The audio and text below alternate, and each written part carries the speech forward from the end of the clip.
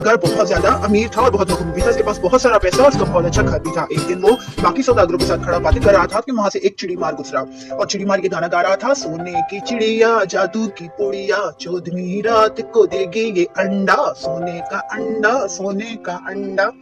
तो सौदागर उसके पास पहुंच गया, उससे जाके कहने लगा कि तुम्हारे पास तो कितनी आम सी चिड़िया है, बाकी के पिंजरे तुम्हारे खाली भी हैं, तुम कैसे कह रहे हो कि ये सोने का अंडा देती है। तो चिड़ीमार से देखकर समझ गया कि ये कोई बेवकूफ है जो ये बात सुनकर मेरे पास आ गया। तो उसे कहने लगा कि ये हर 14वीं की रात को सोने का अंडा देती है और ये अपने मालिक के पास सिर्फ और सिर्फ 10 अंडे देती है और मैं 10 अंडे ले चुका हूँ। अब मैं इसको बेचने के लिए आया हूँ ताकि कोई और इसे खरीदे और वो 10 अंडे उसे देगी।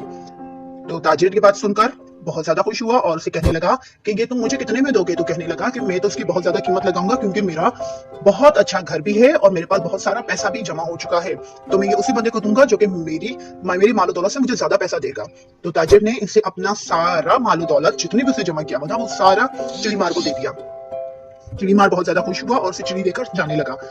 पड़ोसियों ने उसे मना किया कि ये चिड़ीमार झूठ बोल रहा है, इसके कहने में नहीं आना और अपना मालो दौलत इसको ना देना। लेकिन सौदागर ने उनकी एक बात ना सुनी और अपना सारा मालो दौलत चिड़ीमार को देकर दूर एक झोपड़ी में जाकर रहने लगा और 14वीं की रात का इंतजार करने लगा। आखिर 14वीं की रात आ गई और चांद आसमान पर पूरे आबोताब के साथ चमक रहा था।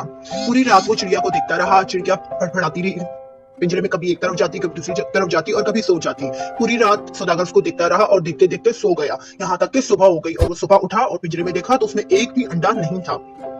उस चिड़ीमार ने सौदागर को बेवकूफ बनाया था। सौदागर को उसके गुरूर और लालच की सजा मिली। तो प्यारे बच्चों, कभी भी किसी के कहने में आकर अपनी चीजों को बुरा भला या उसको हकीर नहीं जानना चाहिए।